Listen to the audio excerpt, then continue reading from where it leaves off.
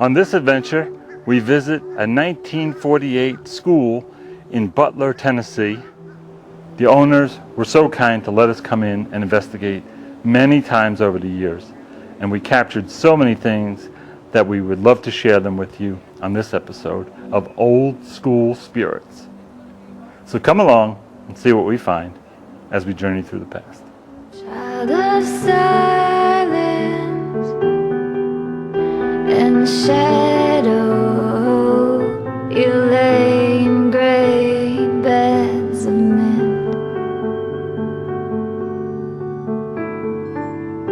You dreamt on rivers devoured by a flame of moon. Your hands flowed in the wind. Where are your nights, lost angel?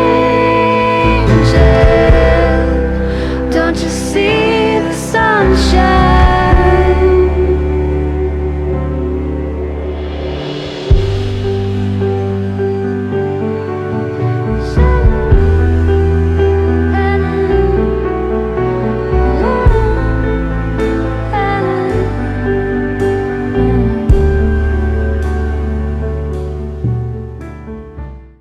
The old original site of Butler, Tennessee is now under Watauga Lake. It was located 3 miles southwest of this area. Settled before 1770 by John Honeycutt, it was named for Judge R.R. Butler in 1868. The town, originally a farming, milling, and mining community, became a shipping point for lumber, iron ore, and trade goods when the railroad arrived in 1902. Floods plagued the area, and in 1940, TVA came in and built Watauga Dam, permanently flooding Butler and the surrounding areas in 1948.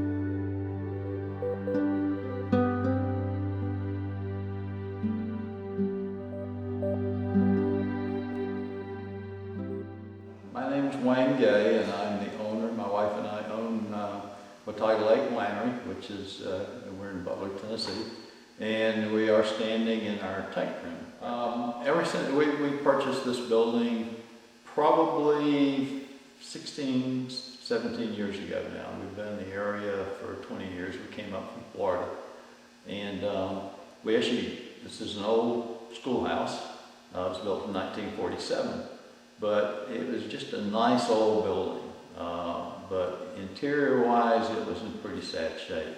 So when we bought it, we just used it for storage and actually a wood shop. This was part of my wood shop where I'm standing, is where I had all my tools and everything set up. So I had this is the gym area, I had a little playground in here. So I would come just when I just felt like it and come over and piddle with woodworking, and I wound up building some cabinets. We built a house. I built my own cabinets. Just fun. And I did that for about 6 years or so, and then we decided to do a winery. So my whole life changed. We renovated the building. All my woodworking went away, and it's now a wine production facility. My wife met this guy by the name of Michael. And he was supposedly a paranormal investigator, which I figured, well, that's just a glorified ghost hunter or something like that. So anyway, I said, okay, well, that sounds like that's all right. He was going to come do an investigation because we had people every now and then ask if there were ghosts in the building. We had people ask if we ever felt anything funny, because they did. And I just didn't think much of it because I don't believe in ghosts. I could see where there might be a spirit, but I just don't, how do they have clothes on? That's what I don't understand. You know, that's the part that just doesn't make sense. So I don't believe in ghosts. But anyway, but I do know something goes on in the building here every now and then. When we first did our first event here when we opened, that would have been 8 years ago now, my daughter was here helping us. She was up from Florida. We have a kitchen as a part of the building here, and she was standing at the sink washing dishes at the end of the evening. We had about 100 people in the building, so we had all these dishes piled up. And as she was washing dishes, she was in there all by herself. She said all of a sudden she felt this presence behind her, like somebody was standing right behind her. And she just had a chill come over, the hair stood up on the back of her neck. She turned around real fast, of course nobody there, and she ran out of the room. And she said, Daddy, I'm not going back in that room again by myself. There's somebody in there. So, you know, I just thought that was odd, but there was somebody in the room, so I didn't think much more about it. But every now and then somebody would come in and say, you know, I mean, it's just something going on here. We feel odd when we come in. So anyway, so Michael shows up and he brings his cameras and sound equipment and that kind of thing. And he stays here one night all by, well, he and his partner, they stay here for about 2 or 3 hours. And they said, well, we heard some clanging and banging every now and then, which, you know, I'd heard before too, in the roof and what have you, but nothing real loud. But he described it as a really loud, as a matter of fact, I think he caught it on tape, as I remember. But a couple of weeks later, he calls us and said, well, there's a whole lot more going on than we thought there was. So he sent us a video, linked us to a video, and it was amazing what was going on here. I'm Linda Gay, and my husband Wayne and I own Watauga Lake Winery. And share your experiences with me. Well, first time Mike came into the winery, I learned that he had purchased some land down the street from the winery, and we got to talking. And he kept talking about how quiet it was. Well, first I wanted to cry because that meant we weren't having a lot of business that day. But the more we got talking about it, I asked him, I said, you mean like, do I ever feel or hear anything? Are you talking like ghosts? And he just sort of paused and looked at me, and then I started laughing because we had this young man who worked for us named Todd, and Todd had kept asking me if I had experiences, like did I feel wind when I was in the hallway? Did I ever hear anything? And so I figured Todd put Mike up to this, and lo and behold, Mike had never even been into the winery before. Hi, my name is Todd Taylor, and I've been working at the Watauga Lake Winery since April of this year. I've been a customer since 2012. The first day they were open, I was here, and I just love the old school building. And one of the experiences that I had here was in April. It was one of the first weekends I was here by myself. They had all these pictures up, but I made frames for them, and as a thank you for letting me work here and having a job in the air conditioning, I did a little surprise. And it was this picture right here. I was spacing them out, making sure everything was there, and I was putting this picture up, and all the hair on the back of my neck stood up. I'm not a spooky person. I live in an 1865 farmhouse. I don't get freaked out easily. But I really did not feel like I was by myself at this place. And I asked Linda and Wayne immediately when they got back in town if they'd had any experiences, and you'll figure the rest out from there. But I absolutely love working here. I don't feel uncomfortable at all. If there are spirits here, which I do believe there are, I think they're inviting us to share the space with them. He continued to talk, and he flashed out his card and introduced himself and told me what all he did. And the more we talked, the more interested I became. And so we decided that Mike would come out and set up some cameras and some of his equipment. So that evening I went home to inform my husband that I had just met this gentleman, Mike, and that he was going to come in after hours and set up equipment and just see if there was anything to what we were thinking may be in our school. Wayne's reaction was, Linda, you've let this man that you don't even know come into the winery, and we're not going to be there. Do you realize he'll probably have a pickup truck load up all of our wine, and when we go back tomorrow morning, we would not have one bottle of wine left in the whole winery. That's right. You never know these days, in this area. Well, lo and behold, Mike did come out and they set up everything and came back a couple of days later to remove everything, and then we waited to get his call about the great reveal. So I guess maybe about 2 weeks passed and I got a call from Mike and he said he was ready to come out. And I said, okay, so tell me, Mike, did you find anything at all out there at our school? And he said, you're going to be surprised. So we've set up the date for when Mike would come out to show us what he had found out and captured here at the school. And so I thought to myself, I'm going to call Miss Kate Potter. Kate Potter lives right down the street from the school, and she was the custodian here at the school from the day the school opened until the day the school closed. Down below, she would work in the coal chute and where they kept the fires going and the boilers going. So she was even familiar with the basement of the school. So I called Miss Kate and I said, Kate's she's 92 now, so she was in her late 80s at this time. And so when I called her and I asked her about coming out and told her what for, she said, no, you know, Linda, I don't believe in any of that kind of stuff. And I said, well, Miss Kate, I don't either, but come on out. Let's take a look at what Mike has found. So Kate came out.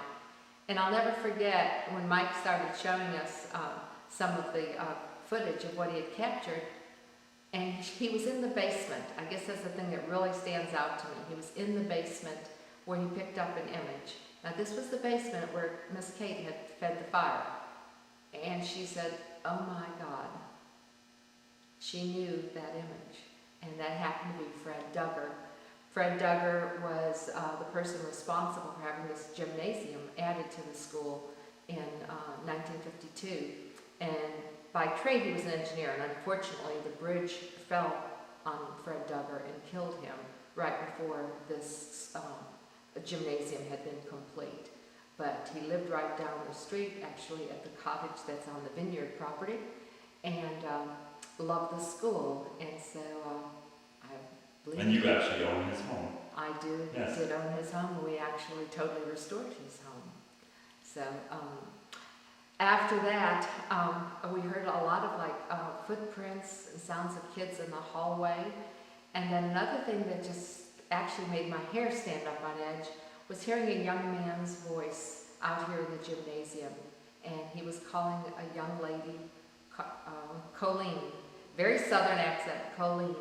And later on in talking with Miss Kate, Kate let me know that there had been a boyfriend and girlfriend out here at the school, and something may have happened to one of them, the boy or the girl.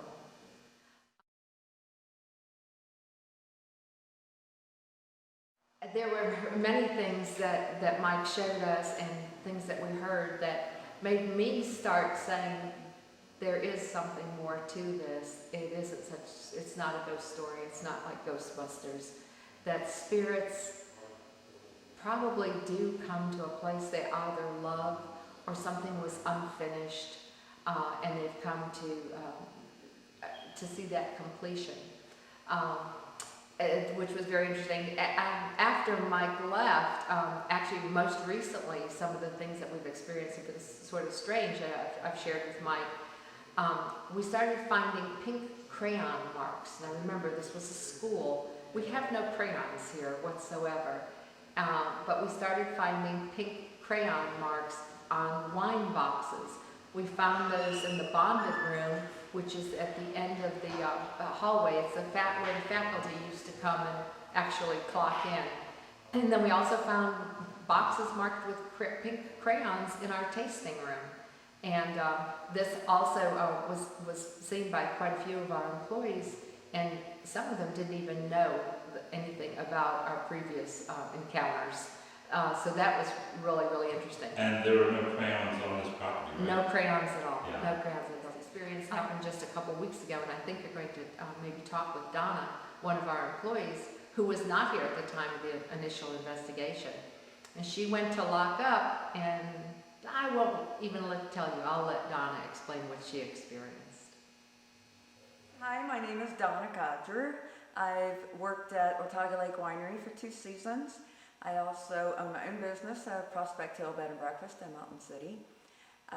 My first, experience here at the winery was several months ago, probably August maybe.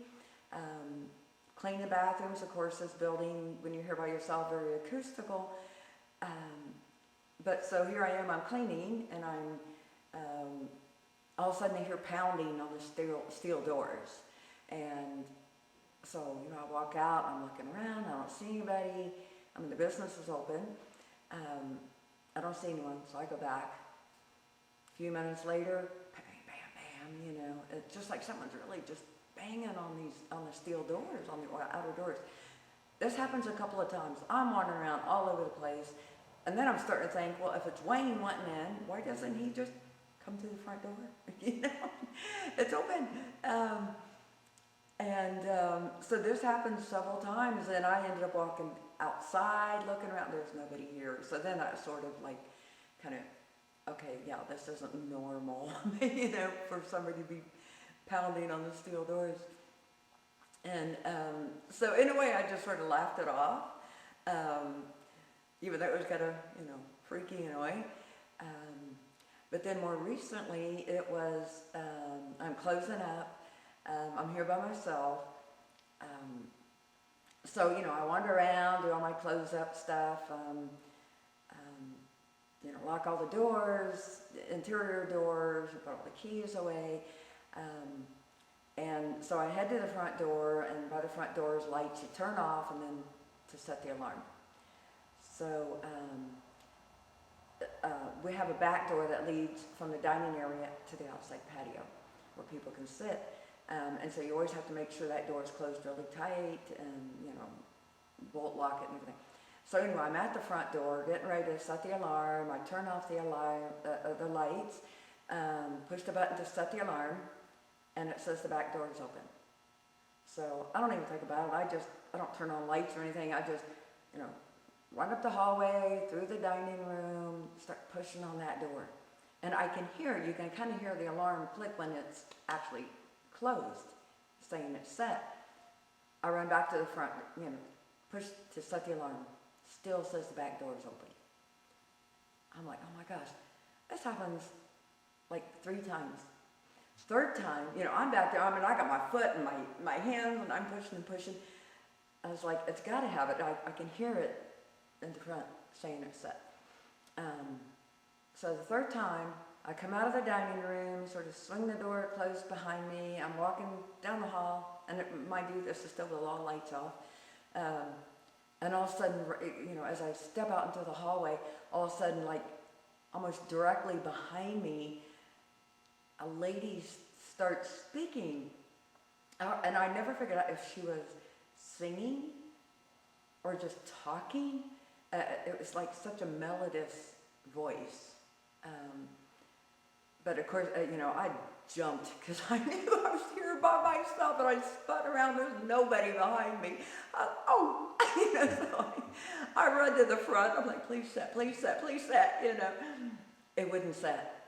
It still said that back door was open. I was like, oh my gosh, I can't go back down now. Yeah, well, I chickened out. I turned on all the lights, have to go back into the, a room, tasting room where the keys are locked in, unlock that, get the keys, go back into the dining room. I undock everything. I just, I might get in trouble here, but I just really slam that door shut and do the, lock and everything, and turn off lights on my way out, just hoping, and so finally I get to the front door and push that alarm, and it finally set. But having someone, when you're in a dark hall, it made me jump. It didn't feel threatening. It was just, like I said, it just sounded very melodious, a very melodious voice, but it just totally freaked me out to be having someone talking when I know I'm there by myself.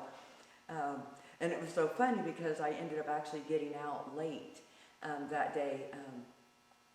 And so, I call Linda, and, you know, let her know, hey, I didn't get out, you know, close up until late, you know, a certain time, and oh, by the way, you're spooks, you know. So I'm telling Linda the story, and it's so funny because she's like, oh my God, Donna, why did you stay? Why did you go back in there? I would have run screaming from the building. I was like, well, I don't know, I had it in my mind, I gotta get this place locked up, you know. Dedication. Yeah, you know, dedicated, you know, employee, I guess, you know, but I kept thinking, if it doesn't do it the fourth time, the heck with it. Wayne can come back up here and he can go through and lock the place. But it was, you know, I look back on it, it's kind of funny, but at the time it was just, you know, made me jump to have someone.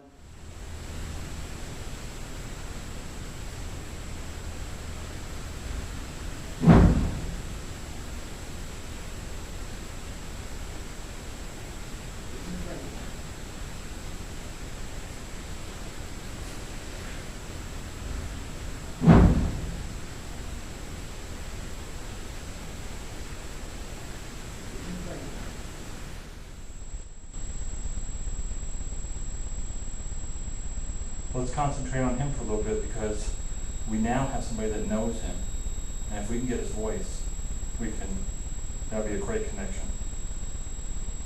Does anybody here know a man named Fred? Fred, if you're here with us, give us a sign. What was that? You get that nice? I heard a little tap. Yeah. Is that Fred? We want to meet you, Fred.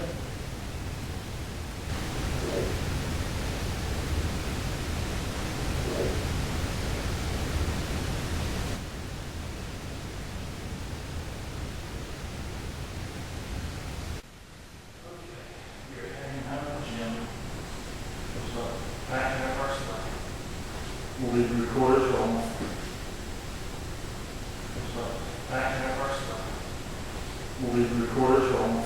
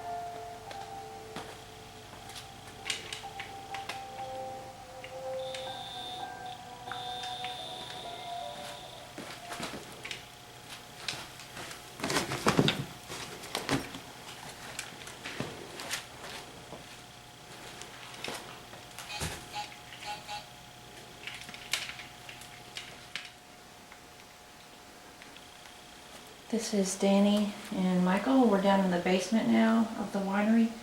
It's 8:37 and I'm rolling Zoom and Sony and my wrist recorder. We have the tri-field, Michael's Zoom, Michael's radio, my ghost meter, thermal, and both my full specs and Michael's full spec video. I'm setting the Sony on the shelves.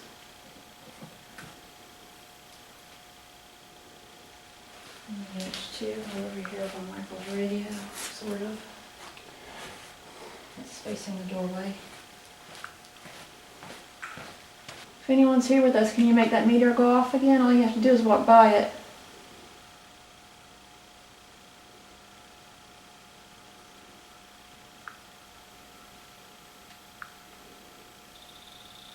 There we go. Did you hear it? Yeah. Thank you.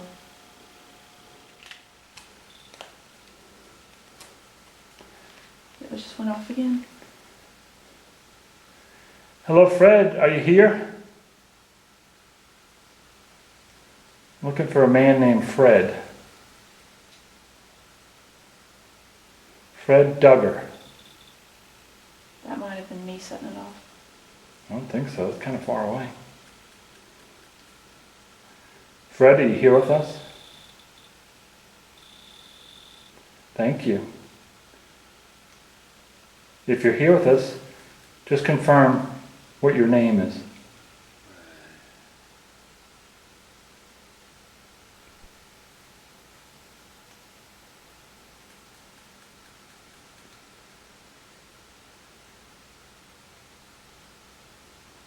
Is your name Fred Duggar?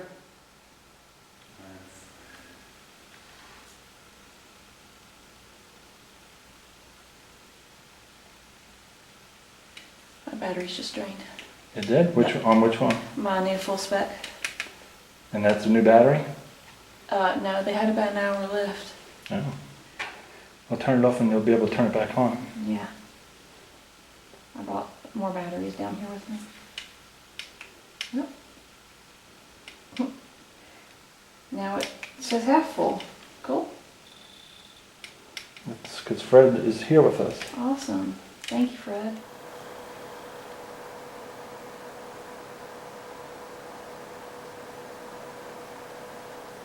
Okay, this is Danny. I'm in the wine tasting room. It's just me. And I'm rolling Sony and my wrist recorder and my H2 zoom. And Michael's rolling his full spectrum video camera. And I'm going to set this H2 on the floor in front of the podium by the cash register. It's facing the table.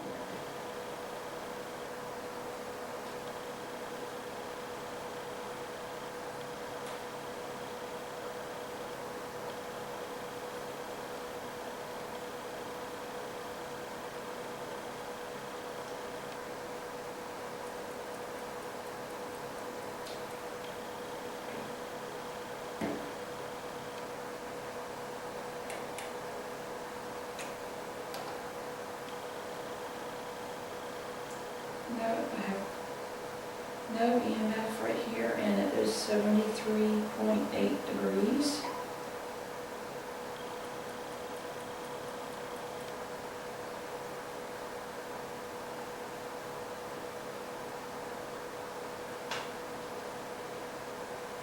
It's really making noise.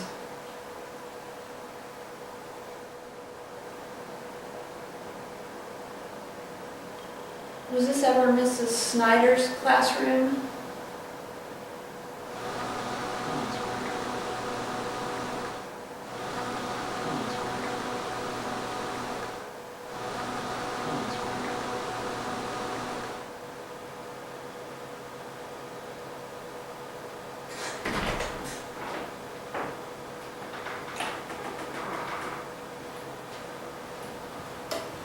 You bored? Yeah, I'm putting this in here.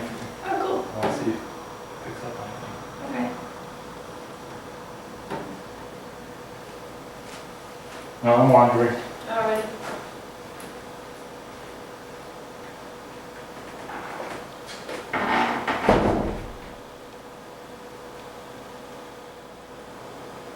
What did Miss Maddie teach?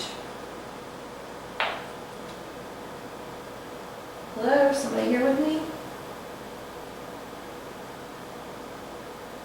No, when I got up and walked around, Michael's radio went off.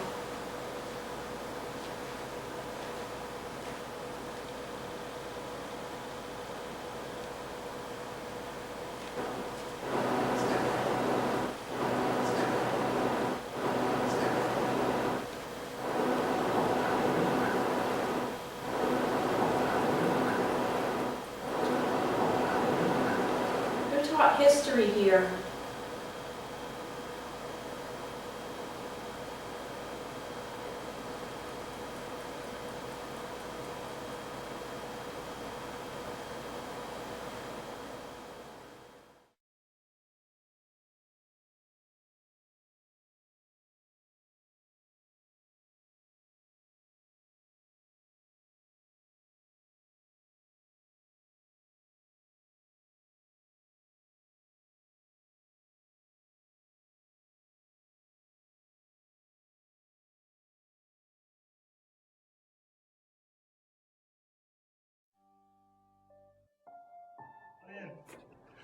Show you around.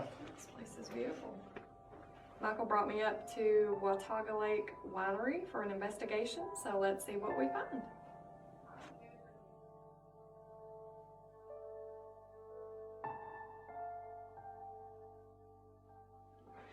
We're in the mixology room. I was getting a man with a beard and mustache. He seemed like maybe he did some kind of mechanical work or something. He was a hands-on worker. He doesn't like people in here. He does not like the alcohol, and it seemed like it was for religious reasons. Then I was able to use the dowsing rods and get a lot of that information too.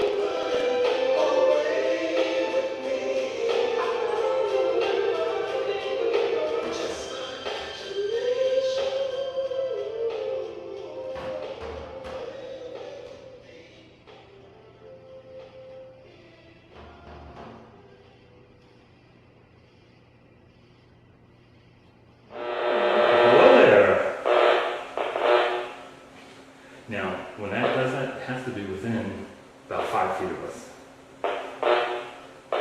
Hi there, how are you? Can you tell us your name? Touch this antenna again. There you go. If you hold it all the way, then it'll stay solid. It looks like it's moving. Look at Yeah, it. You see that? I didn't touch it. It's Oh yeah, it's moving, I see it. Somebody's touching it. Can you make that sound twice if you're a little girl? Touch it twice.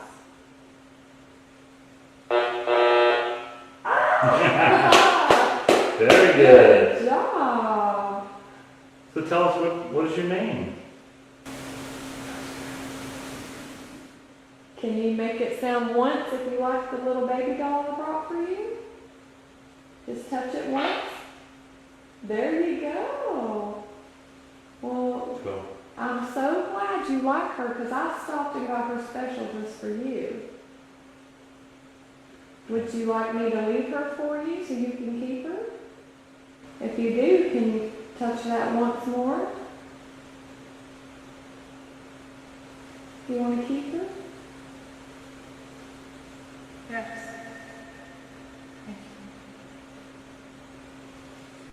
So you're gonna leave those there, right? Yeah. So I'm gonna put this video camera right there, Okay. so it's filming it. I got a ball. Do you want to put it here or? Sure. We have had activity out of that box. Okay. We asked the man Fred who passed away if you hear him here, bing, and that was the only thing in this hole that's metal. So. Mm-hmm. I'm gonna put that ball in the gym. Okay. All right. Whoever's here with us, please give us a sign. You're gonna go to the gym. I'm gonna go to the gym. I'll put the ball down there later. Okay. And I also have a recorder right there by the front hall. Okay. Catch in there because we've had things there. All right. So I won't put my recorder down there. Okay. I need to do a walk around. You do a walkthrough, and I'm just gonna wander around and take pictures. My name is Michael, and we have Tiffany with us. So tell us your name.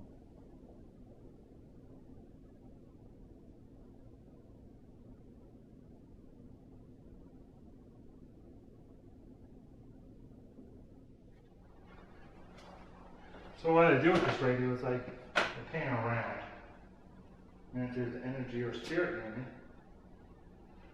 it'll go off.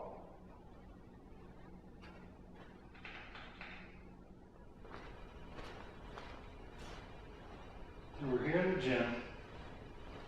We have a recorder, we have the radio, we have a K2 meter. So that's a lot of things to pick up on the energy that's here.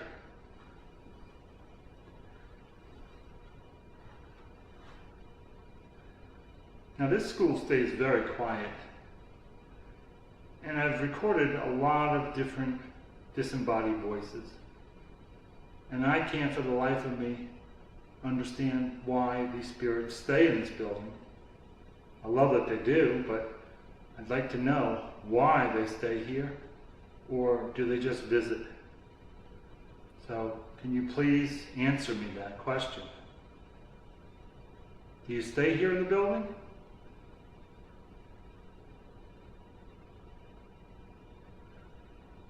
Or are you from the surrounding area and you can sense when someone like me is here and you like to come and visit and see what I'm doing? Please let me know.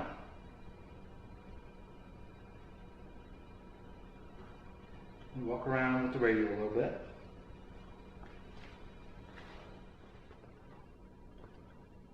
Now I'm going to just sweep.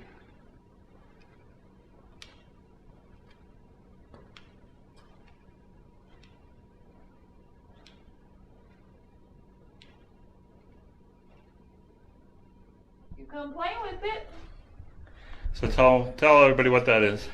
That is a REM pod, and it creates its own energy field.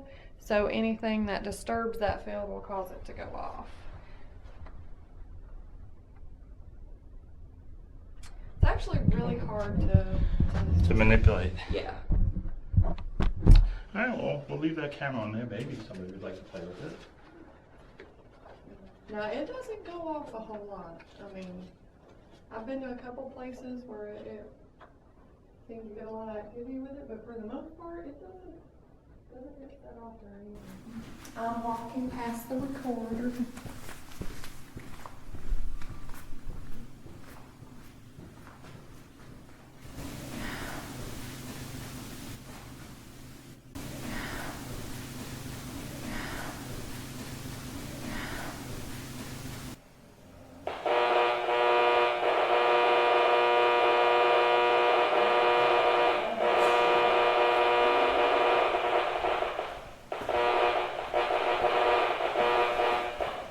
Okay. Hello? Hi. What's your name?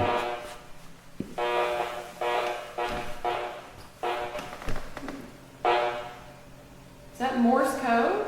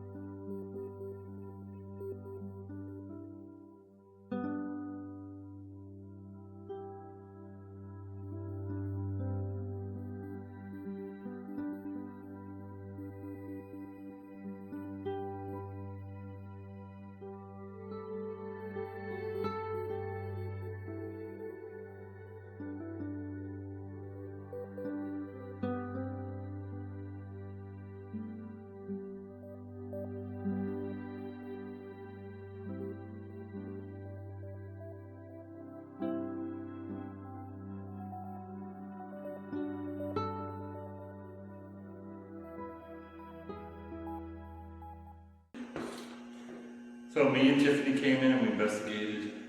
We spent about 6 or 7 hours here, and we heard different things.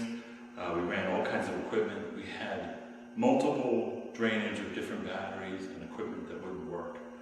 Even the camera I'm using right now there, all the video was shot from last night, came out blurry, and it was on autofocus. We had no problems with it, and so we came back today to shoot a little bit more. What do you think about all this battery drainage? To the extent of the battery drainage that we had was, I've never had that happen. And it wasn't just battery drainage, it was equipment failure. Nothing worked. And brand new batteries straight out of the pack didn't work out of about 5 packs. And about 5 different pieces of equipment too. Yeah. That wouldn't work. So, And they normally always work. yeah, so it's whatever was here definitely didn't seem to like any of the equipment we brought in at all. So gimbal, it stabilizes my phone for video. So. Move it around so that people can see how it, oh yeah, really keeps it stable. Yeah, nice and smooth. Yeah. It does all kinds of neat tricks, but it doesn't seem to want to do them in this building. Last night it wouldn't work. This is about as good as it's getting in this building, so. And does it have rechargeable batteries or?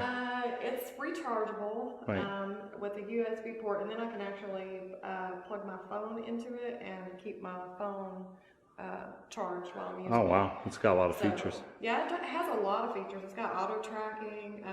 I can zoom and tilt and all kinds of fun stuff with this. So I can change the display. I can take still shots Oh, if wow. it was actually working like it's supposed to. And normally it does. So That's awesome. yeah, That's really neat. it's a handy little piece of equipment for video. So I love it.